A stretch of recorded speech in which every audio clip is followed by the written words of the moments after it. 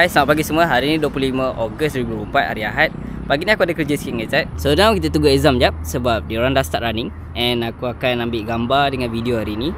So sesiapa yang duduk sini, yang berdekatan dengan sini, Elmina atau Dini Alam, Suami Sari kan, Sungai Buloh kan. Kalau korang nak join event run ataupun community run, boleh join community run ni. Bermula bulan depan dia akan start community run. So now aku tengah tunggu exam. Exam akan bawa motor. So aku akan duduk belakang and shoot a few photo diorang. Dia orang tak bawa je lagi. Kau nak simpan dalam kereta. Sebab dia orang lepas run bawa mat semua ni. Sap. Kau sebab lari.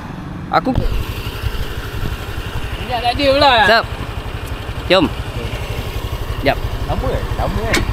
Lama gak ah. Okey. Pernah pergi ke? Macam mana? Dah pernah pergi ke? Belum. Hari tu pergi belum buka lagi. Dah buka ni tak pergi lagi. Exam pergi lah? Belum. Belum tak? Pergi kampung tu. Dia macam outdoor kan? Dia punya mall dia. Dia macam buat gala sikit lah. Oh, style lah. Korang pergi mana? Oh, dari sini. Aku baru tahu ada jalan dalam tu. Man, minyak tak ada man. Macam-macam. Kenapa tak pergi Sinyak? Bateri tak ada minyak. Okay, sekarang kita try ambil gambar sambil bergerak dengan motor sini. Tapi slow-slow lah.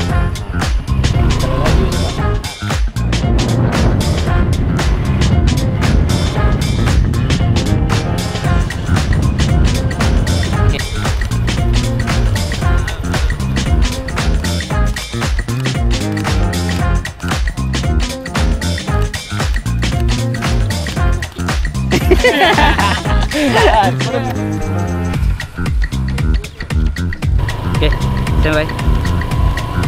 Slow. Kena buat sekali lagi. Sini lagi.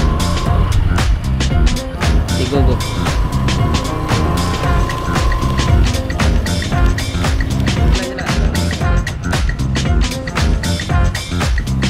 Kita ambil one more lah. Okay, pusing. Dekat sangat ke nak jauh ni? Tadi cantik dah. Tapi kita ambil sekali lagi.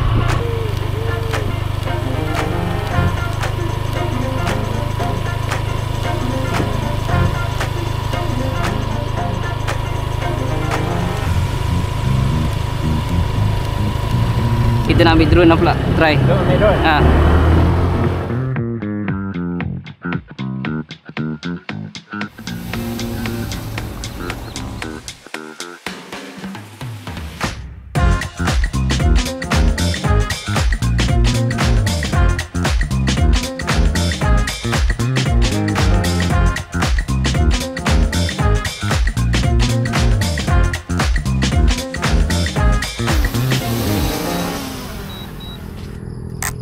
Tak settle lagi tapi kita sambung kat sana. On the go punya run dah habis. Ni Izam tadi tunggu. Thanks Izam bawa motor. Anytime.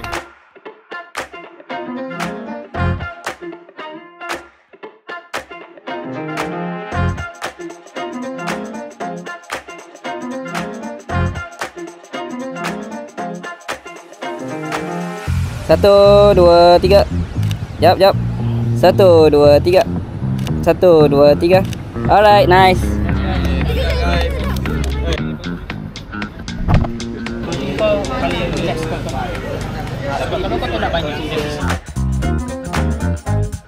So actually, kerja tadi tu kita orang tengah buat media coverage untuk running club baru yang akan establish under Hype Gym Fitness. Kalau korang nak join running club ni, korang boleh pergi ke Hype Gym Fitness. Kat situ dia akan post kalau ada aktiviti, and korang boleh sign up kat situ dan join. And thanks for watching this vlog. So jumpa guys in the next video. Bye bye.